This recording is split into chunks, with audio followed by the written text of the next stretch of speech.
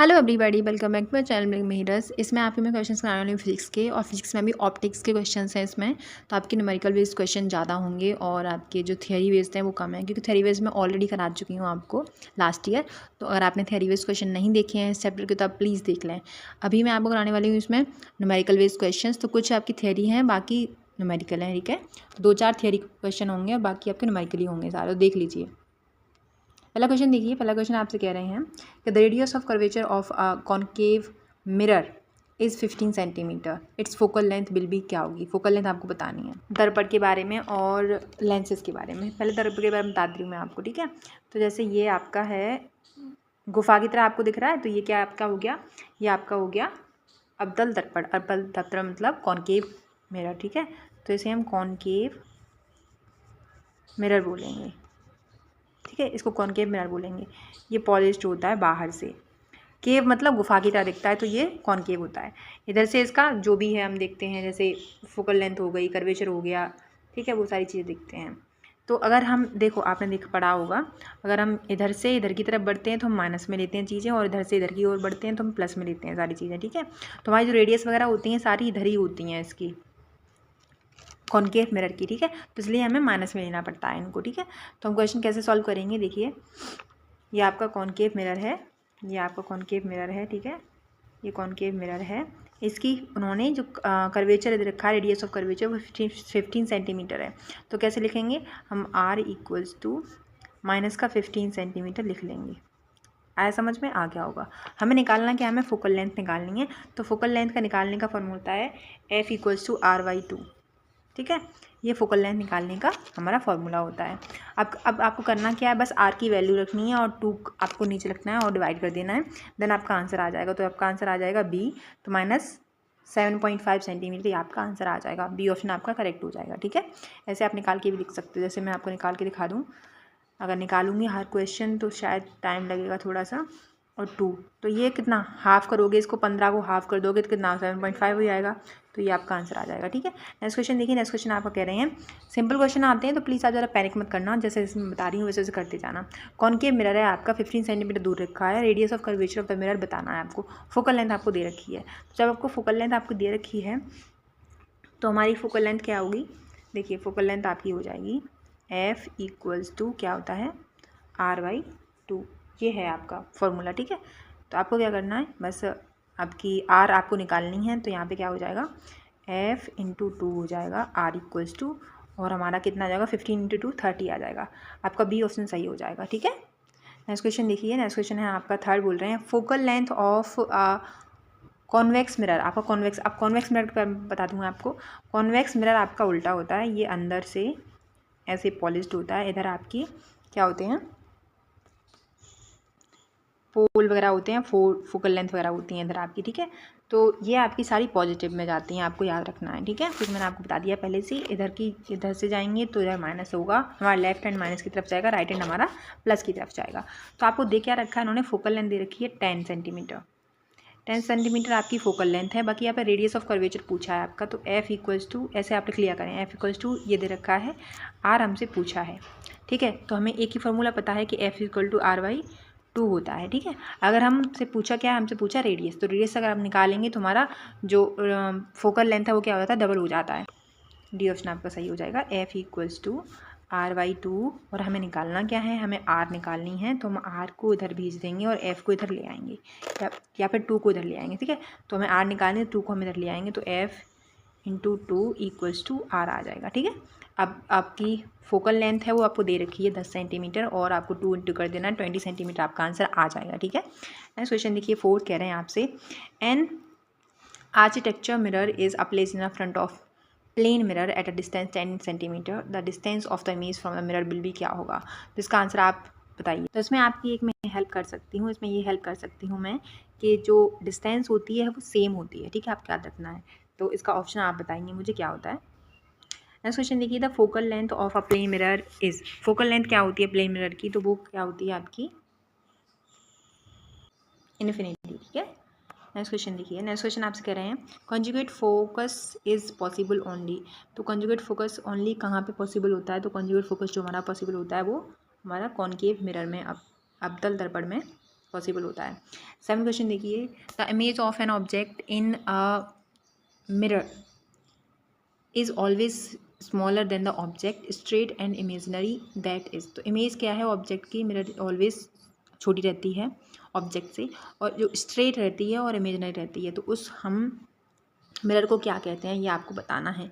तो हमारा convex mirror कहलाता है, मतलब दर्पण, उत्तल दर्पण कहलाता है हमारा। नेक्स्ट क्वेश्चन देखिए, नेक्स्ट क्वेश्चन है if an object is kept close to the mirror.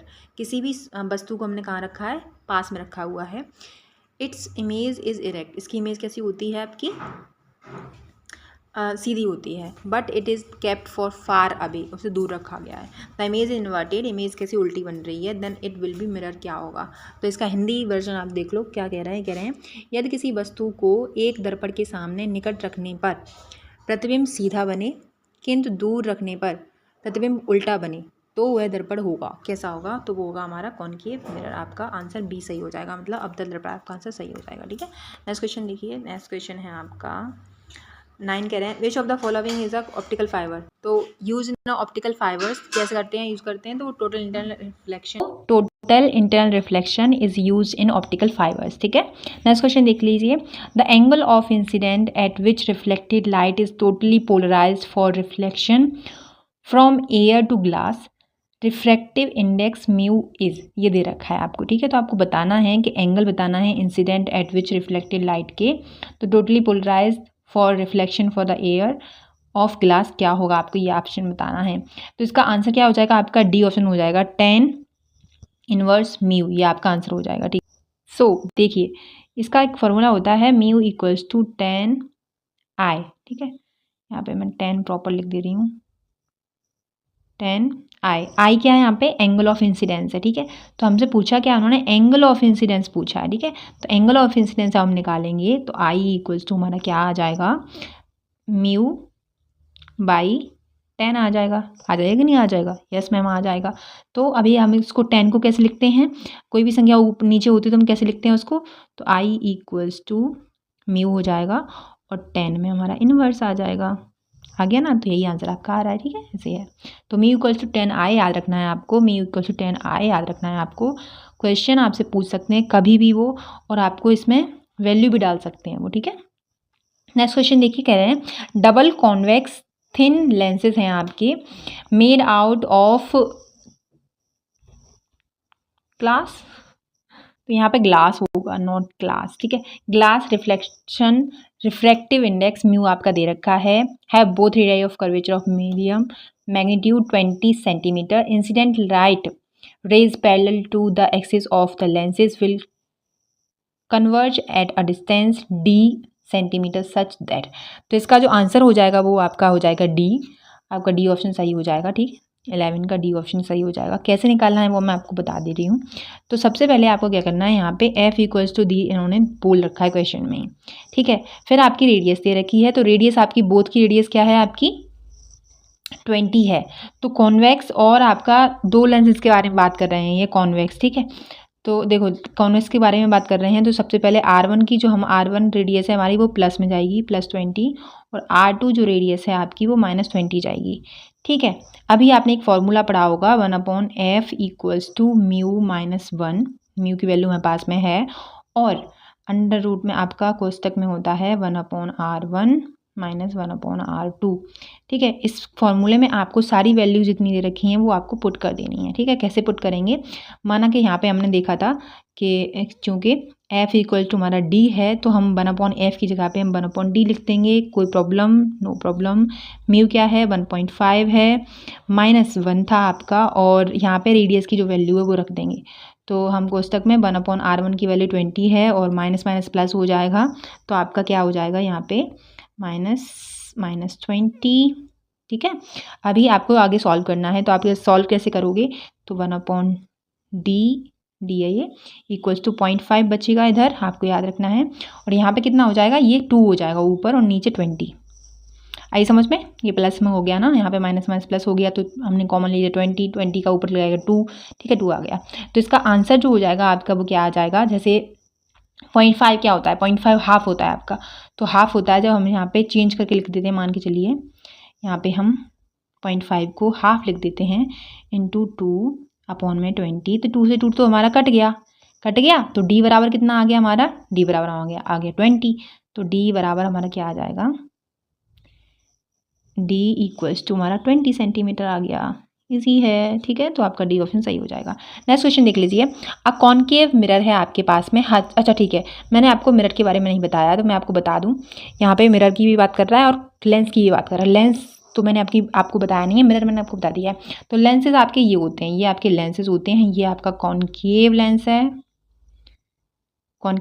है, ठीक है, और ये आपका कॉन्वेक्स लेंस है। कॉन्वेक्स उत्तल दर्पण होता है, कॉनकेव हमारा अवतल दर्पण होता है, ठीक है। और कॉन्वेक्स लेंस हमारा क्या है, कॉन्वेक्स लेंस क्या है हमारा, कॉन्वेक्स लेंस हमारा उत्तल लेंस है, जैसे उत्तल लेंस बोलते हैं। हिंदी में लेंस को क्या बोलते हैं मुझे नहीं पता। कॉनकेव लेंस है ये हमारा, कॉनकेव लेंस मतलब अवतल लेंस, ठीक है, याद रखना है आपको। तो लेंस को हम ऐसे रिप्रेजेंट करते हैं और हमारा जो मिरर होता है उसको हम ऐसे गुफा की तरह, ये गुफा में आपका हो गया, तो ये हो गया आपका अवतल। और एक और बनाएंगे हम इधर ऐसे, तो ये अंदर कर देंगे पॉलिसिस में, तो ये हमारा हो जाएगा उत्तल, ठीक है, आया समझ में। तो ये आपके क्या हैं, मिरर हैं, ये मिरर हैं और ये आपके लेंस हैं, लेंसेस, ठीक है, याद रखना है आपको।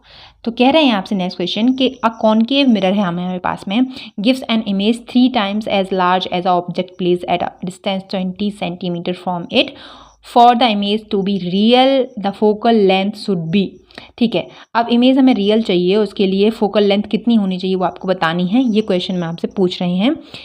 तो आपकी जो इमेज बनेगी वो आएगी 50 सेंटीमीटर पे, याद रखना है आपको, रियल इमेज बनने वाली है और फोकल लेंथ आपकी 15 सेंटीमीटर आएगी। तो 12 का आंसर बी हो जाएगा आपका। सॉल्व कैसे करना है वो मैं आपको बता दे रही हूँ, ठीक है, इट इज़ टू ईजी। तो u इक्वल टू -20 सेंटीमीटर रखेंगे हम, ठीक है, ये डिस्टेंस आपकी हो गई। उसके बाद में आपने एक फॉर्मूला पढ़ा होगा v equals to M U, जैसे आपने पढ़ा होगा m equal to I by O, image by object आपने पढ़ा होगा, ठीक है। तो यहाँ पे हमारा क्या दे रखा है, म्यू कर लेंगे, यहाँ पे वैल्यू निकाल लेंगे। तो हमारा यहाँ पे 3 × 20, ये कितना आ जाएगा हमारा, 3 टाइम्स दे रखा है ना यहाँ पे, देखिए ये 3 टाइम्स, यहाँ पे 3 टाइम्स, तो यहाँ पे कितना हो जाएगा, यहाँ पे हो जाएगा -60 सेंटीमीटर। हम कॉनकेव मिरर की बात कर रहे हैं तो इसलिए माइनस आएगा हमारा, ठीक है। अब हम फॉर्मूले में पुट कर दे रहे हैं। फॉर्मूला कैसे आएगा, 3 का आंसर लिख दिया मैंने आपको, ठीक है। m की वैल्यू हमारी 3 टाइम्स दे रखी है, तो ये हमारा m है, ठीक है, याद रखना है आपको, ये m है हमारा। अब देखो आपको करना क्या है, बस आपको फॉर्मूला पुट करना है। जैसे फॉर्मूला बेस्ड ही आपको क्वेश्चन आएंगे, जैसे आपने पढ़ा होगा 1/f equals to 1/v plus 1/u, ये वाला फॉर्मूला पढ़ा होगा, आई एम डैम श्योर आपने पढ़ा होगा। देखिए अब इसमें आपको वैल्यूज़ रखनी है, तो कैसे रखोगे, तो यहाँ पे हमारा v निकल आया, हमारा -60 सेंटीमीटर हमारा v निकल के आया, आपको पता है, ठीक है। तो यहाँ पे हम बस वैल्यूज़ पुट करते जाएंगे। हमारी v 60 है और हमारा u 20 है, इक्वल्स टू हमारा क्या आ जाएगा, यहाँ पे 60 हम ले लेंगे कॉमन और यहाँ पे -4 ऊपर आ जाएगा। आई होप आपको समझ में आ गया होगा ये -4 कैसे आया है, -1 और -3 जा रहा है तो -4 हो जाएगा, ठीक है। अब यहाँ पे हम क्या करेंगे, तो ये -1/15 हो जाएगा। तो हमारा जो f आ रहा है बेटा वो -15 आएगा, ठीक है, f इक्वल्स टू -15। तो इसमें कोई साइन वाला चक्कर है नहीं ऑप्शन में, तो इसलिए हमने 15 पे टिक लगाया था, बी ऑप्शन आपका सही हो जाएगा, ठीक है। क्वेश्चन देखिए नेक्स्ट क्वेश्चन है आपका 13, कह रहे हैं आपसे कि magnifying power of telescope can be increased by.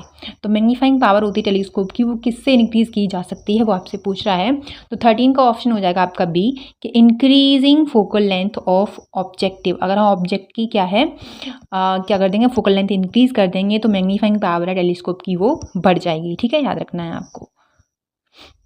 क्योंकि जो फॉर्मूला होता है मैग्नीफाइंग पावर का वो होता है m equals to object by image, ठीक है।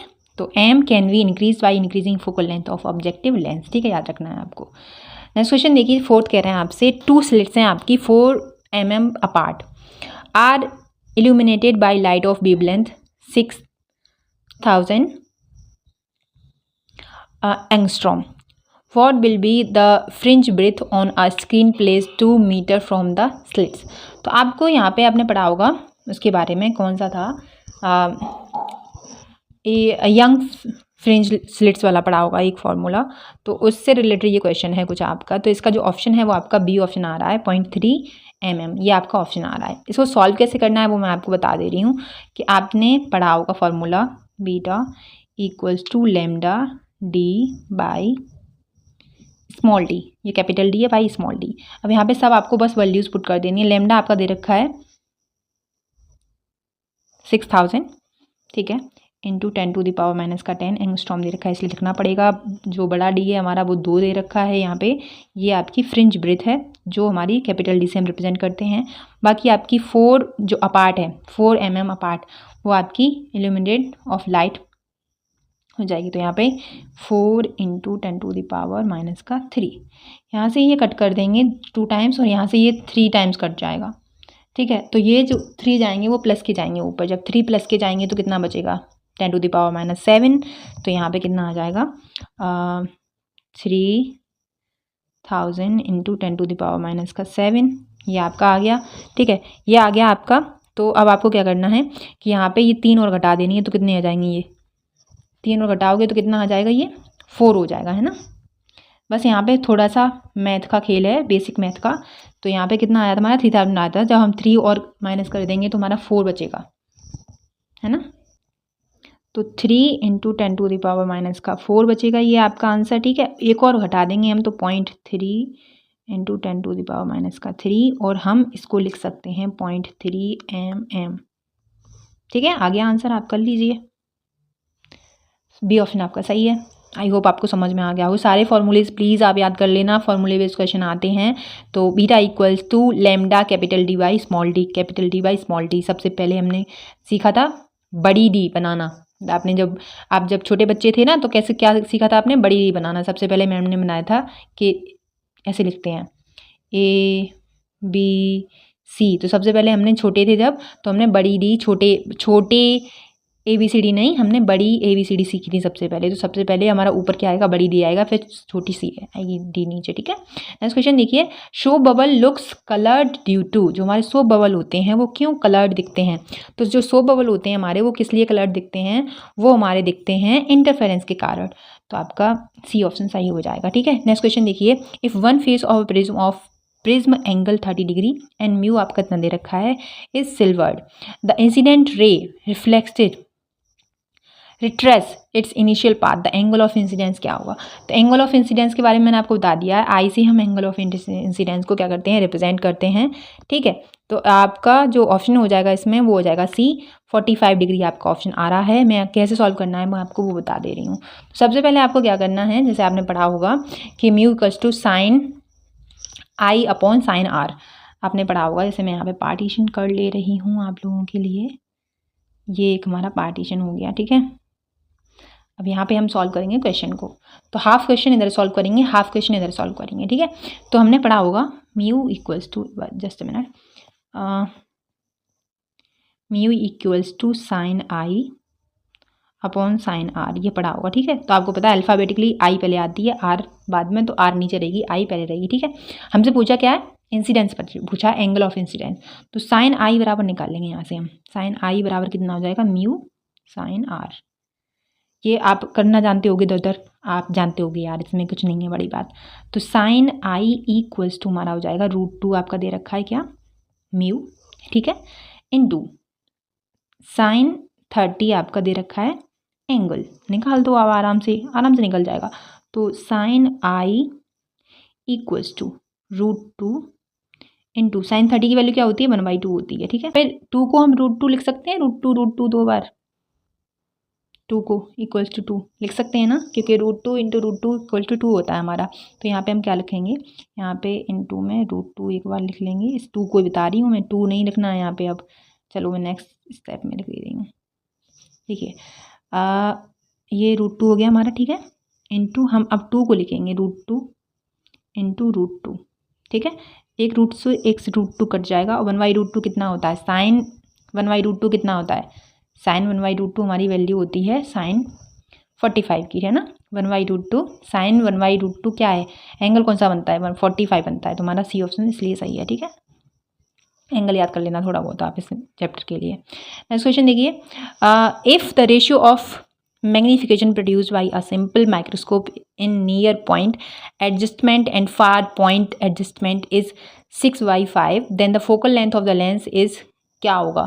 डी आपका दे रखा है, तो इसका आंसर आप देखिए, तो देखिए बेटा इसका आंसर आपका ए आएगा। कैसे आएगा मैं आपको बता दे रही हूँ। आपको दे रखा है 6/5 इक्वल्स टू, एक फार्मूला होता है 1/dy/f और dy/f, ये आपका फार्मूला होता है। इसमें सारी जो आपकी बेसिक्स हैं, जो फार्मूलेज हैं, वो आपको बस पुट कर देने हैं, देन आपका आंसर आ जाएगा। तो आपसे पूछा क्या, फोकल लेंथ पूछा है, तो हम एफ के ऊपर जोड़ देंगे, ठीक है। डी हमारे पास में है, कैपिटल डी हमारा 25 सेंटीमीटर है, ठीक है। बस आपको क्या करना है, आप पुट करना है वैल्यूज़ को।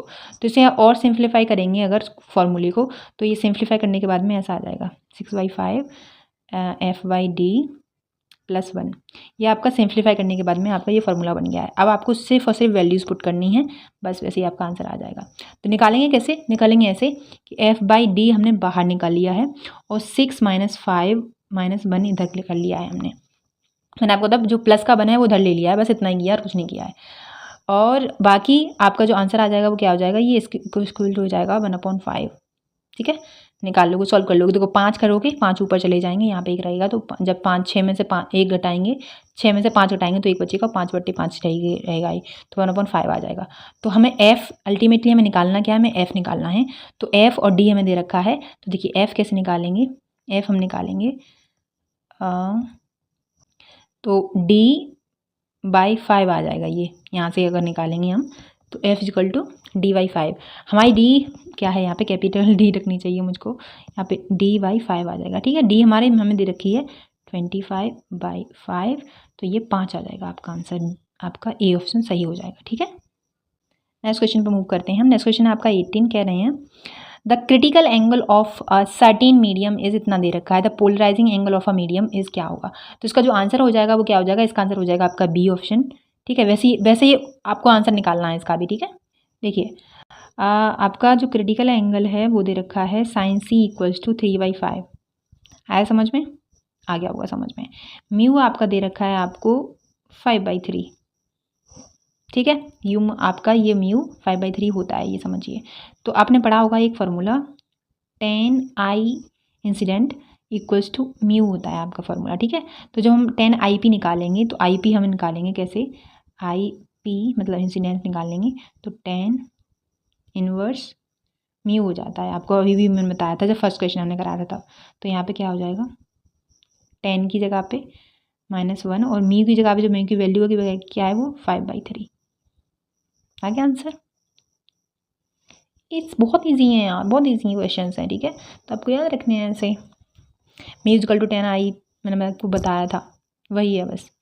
नेक्स्ट क्वेश्चन देखिए, नेक्स्ट क्वेश्चन है आपका 19 कहना है व्हेन लाइट, जो वाइट लाइट है मूव्स थ्रू वैक्यूम। अच्छा ठीक है, जो वाइट लाइट है आपकी जब मूव करती है वैक्यूम में तो क्या होता है, क्या उसमें अंतर आता है। तो इसका जो आंसर हो जाएगा वो हो जाएगा आपका 19 का A, all colours have same speed हो जाती है उनकी। 20 क्वेश्चन देखिए, when light is incident at a polarising angle which is completely polarise. ठीक है, जब कोई लाइट इंसिडेंट लाइट होती है वो पोलराइज एंगल पे होती है तो वो क्या होती है, कम्प्लीटली पोलराइज हो जाती है। तो क्या होता है, इसका आंसर क्या हो जाएगा आपका ए, रिफ्लेक्टेड लाइट होती है। नेक्स्ट क्वेश्चन देखिए, नेक्स्ट क्वेश्चन है आपका the power and type of lens by which a person can see clearly the distant object if the person cannot see object beyond 40 centimeter r। तो इसका जो answer हो जाएगा वो क्या हो जाएगा, ए ऑप्शन हो जाएगा। मतलब कह रहे हैं आपसे कि आपका -2.5 डायोप्टर का लेंस होगा एंड कॉन्वेक्स लेंस होगा, कॉन्केव लेंस होगा वो, ठीक है। कितना पावर कितनी होगी, -2.5 डायोप्टर आपका पावर होगी और वो लेंस कौन सा यूज़ करेगा, कॉन्केव लेंस, ठीक है। द पावर पूछा है, देखो सबसे पहले the power of the type of lens, और पावर और टाइप ऑफ लेंस पूछा है उसने। By which a person can see clear the distinct object, आराम से देख सकता है। If the person can not see object beyond, मतलब कोई पर्सन है वो 40 सेंटीमीटर के बियॉन्ड नहीं दिख पा रहा तो उसमें कौन सा हम लेंस यूज़ करेंगे, तो कॉन्केव लेंस हम यूज़ करेंगे और -2.5 डायोप्टर पावर यूज़ करेंगे लेंस की, ठीक है, याद रखना है आपको। नेक्स्ट क्वेश्चन देखिए, 22 कह रहे हैं आपसे the length of a telescope is 36 centimetre sorry, the focal length of its lens will भी क्या होगी। तो आपको बतानी है कि आपका लेंथ है टेलीस्कोप, लेंथ ऑफ टेलीस्कोप कितना 36 सेंटीमीटर है और फोकल लेंथ आपसे पूछिए लेंस की, ठीक है। सॉल्व कैसे करेंगे, लेंथ ऑफ टेलीस्कोप बराबर होता है हमारा FO प्लस FE ये होता है, ठीक है। इक्वल्स टू हमारा 36 सेंटीमीटर दे रखा है, ठीक है, लेंथ दे रखी है। Both the lenses are convex, तो हमारे लेंस क्या होंगे, बोथ वो हमारे कॉन्वेक्स होंगे। देखिए आपको जो ऑब्जेक्ट दे रखा है वो हमारा 30 हो गया, 30 सेंटीमीटर, ठीक है। बाकी आपकी FE है वो 6 हो जाएगी। तो आपका ए ऑप्शन इस हिसाब से आपका ए ऑप्शन बन रहा है। ये प्लस करके ही तो बन रहा है ना, एफ हमारा कितना होगा और FE कितना होगा, तो वही बताना है आपको। तो बस ये ऐसे आंसर आप निकाल सकते हो, ठीक है। नेक्स्ट क्वेश्चन देख लीजिए 23 कह रहे हैं आपसे कि अ टेलीस्कोप हुज ऑब्जेक्टिव लेंस कितना है, has a aperture of 1 mm for the wavelength of light 500 angstrom, then limiting resolving power of telescope कितनी होगी वो आपको बतानी है। लिमिटिंग रिजॉल्विंग पावर आपको बतानी है बेसिकली। तो इसका जो आंसर होगा वो क्या होगा, इसका आंसर आपका हो जाएगा डी ऑप्शन सही हो जाएगा। निकालना कैसे वो मैं आपको बता दे रही हूँ अभी। देखिए अगर आपको थोड़ा सा भी अगर नहीं मैथ आता है तो सबसे पहले कन्वर्जन कर लिया करो आप कि 1 mm हमारा वो कितना हो जाएगा, 1 mm इक्वल्स टू 1 × 10⁻³ हो जाएगा, ठीक है। अगर आप मेरी तरह करोगे तो आप कर लोगे। 500 एंगस्ट्रॉम कितना हो जाएगा, तो 500 एंगस्ट्रॉम हमारा हो जाएगा 500 × 10⁻⁻10 एंगस्ट्रॉम तो पता होगा, -10 की वैल्यू होती है और mm -3 की वैल्यू होती है। बस इतना कन्वर्जन कर लिया। अब आपको limiting resolving power of telescope बताना है। तो limiting resolving power of telescope का जो फॉर्मूला होता है वो होता है d θ इक्वल्स टू 1.22 λ/a। ये आपका फॉर्मूला होता है। अब इस फॉर्मूले में सारी आपकी जो वैल्यूज़ हैं वो पुट कर देनी है। अपर्चर आपका जो ए है, अपर्चर है वो हमारा 1 mm दे रखा है उन्होंने। बाकी आपका लैम्डा आपको पता ही है और बाकी कुछ भी आपको बस एंगल पूछा है आपसे तो आपको बता देना है रिजॉल्विंग पावर की, ठीक है। तो जब आपसे एंगल पूछा है तो आप इजीली निकाल सकते हो यही फार्मूला लगा के।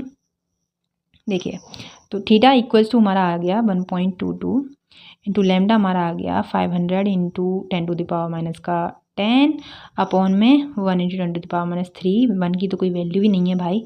तो 1.22 इंटू आपका जो हो जाएगा इसका आंसर कितना हो जाएगा, ये ऊपर चला जाएगा तो 500 × 10⁻⁷, ठीक है। इससे हमें पता लग गया कि सारी ही वैल्यूज़ हमारी -7 ये पावर आ रही है। तो इतना तो पता लग गया कि ये हमारी पावर 5 आएंगी, ठीक है। 5 पावर आएगी, कैसे आएगी देखो, यहाँ से आप क्या कर लो 2 हटा दो तो ये 5 आ गई आपकी आराम से। अब 2 हटा दिया हमने तो 5 और ये बचे हुए हैं आपके लगभग 12 मान के चलोगे ना, ठीक है। जब 12 मान के चलोगे तो 5 और 12 इंटू करोगे तो कितना हो जाएगा, 60 हो जाएंगे, 60 हो जाएगा। इसी से हमें पता चला हमारा आंसर क्या है, डी है, ठीक है। हमारा आंसर क्या है बेटा, वो डी है हमारा आंसर। आराम से पता चल गया आपको, कैसे पता चला, देखिए वैल्यूज़ क्या थी हमारी 1.22 था इंटू यहाँ पे 500 था इंटू 10⁻⁻⁷ था, ये था हमारे पास में, ठीक है। हमारे पास में पता चल गया कि पावर हमारी -5 आने वाली है क्योंकि सभी में पावर -5 है। अब आपको क्या करना है, -5 पावर लेके आनी है। सबसे पहले आपको क्या करना है, 2 जीरो हैं प्लस के हैं, माइनस में से जब प्लस के 2 -7 से घटाएंगे हम तो कितना बचेगा, -5 बचेगा। आया समझ में, -5 बच गया, हमारी पावर तो आ गई। अब आपको इंटू करना है तो 12 पंजे 60 होते हैं आपके, तो 12 पंजे 60 होते हैं तो इसी से हमारा आंसर आ गया कि हमारा 61 के लगभग आएगा, तो 6.1 आपका आंसर आ जाएगा, ठीक है। ऐसे आप ऑप्शन से भी पता लगा सकते हो, ठीक है। Which colour shows maximum deviation when pass through a prism, तो आपका वॉयलेट कलर होता है जो मैक्सिमम डेविएशन शो करता है through a prism.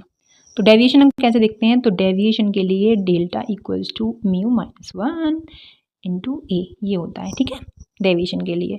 For violet colour mu is maximum, mu हमारा मैक्सिमम होता है, therefore delta is maximum for violet colour.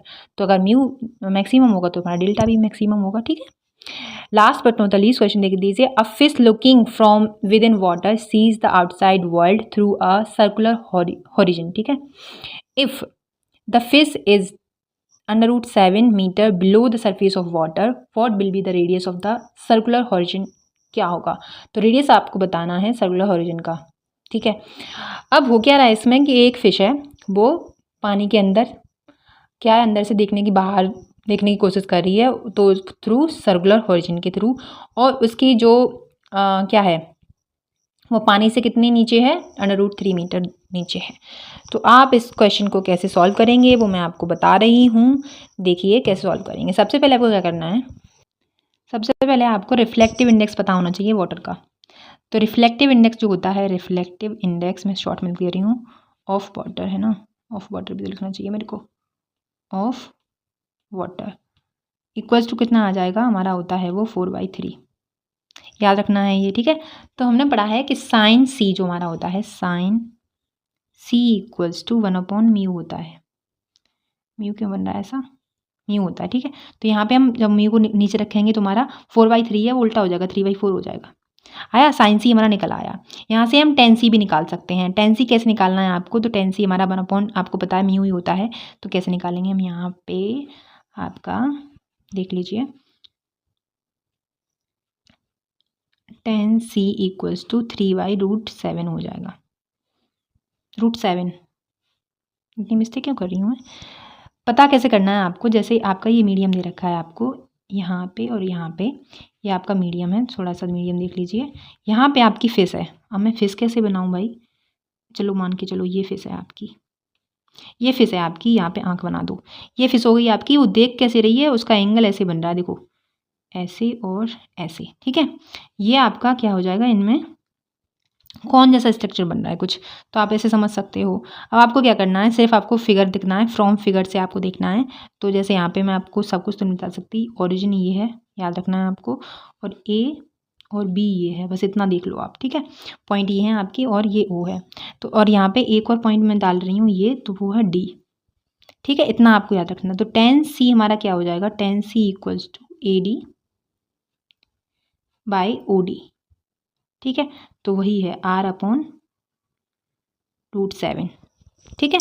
अब आपको क्या करना है, from equation first and second से आपको क्या कर लेना है, ये हमारी इक्वेशन फर्स्ट थी वो वाली जो 3/√7 थी, वो फर्स्ट थी, ये सेकंड है, ठीक है। अब यहाँ से हमें R निकाल लेना है, बस R ये पूछ रहा है आपसे, बस आंसर आ जाएगा आपका। तो फर्स्ट इक्वेशन क्या थी, टेन सी इक्वल्स टू 3/√7, ये फर्स्ट इक्वेशन थी। सेकंड इक्वेशन हमारी थी टेन सी बराबर R/√7। तो यहाँ से हमें क्या मिलेगा, हमारी R मिल जाएगी हमको यहाँ से। तो जब देखो आप निकालोगे तो देखो ये कट जाएगा, R बराबर हमारा 3 आ जाएगा, 3 मीटर। तो आई होप आपको आंसर पता चल गया होगा, 3 मीटर आपका आंसर आ रहा है। Thank you so much for watching my take care. कैसा लगा लेक्चर प्लीज़ मुझे ज़रूर बताएं, अच्छा था या नहीं अच्छा था। तो बाकी अब क्वेश्चन मैं आपको कराने वाली हूँ मिक्स क्वेश्चन, सारे चैप्टर से लेके 11th के भी क्वेश्चन होंगे उसमें, 12th के भी क्वेश्चन होंगे, और 40 क्वेश्चन मैं कराया करूँगी। तो उसमें मिक्स क्वेश्चन होने वाले हैं सारे सिलेबस से, ठीक है। Bye, take care. केमिस्ट्री का भी आपका लेक्चर जल्दी आ जाएगा।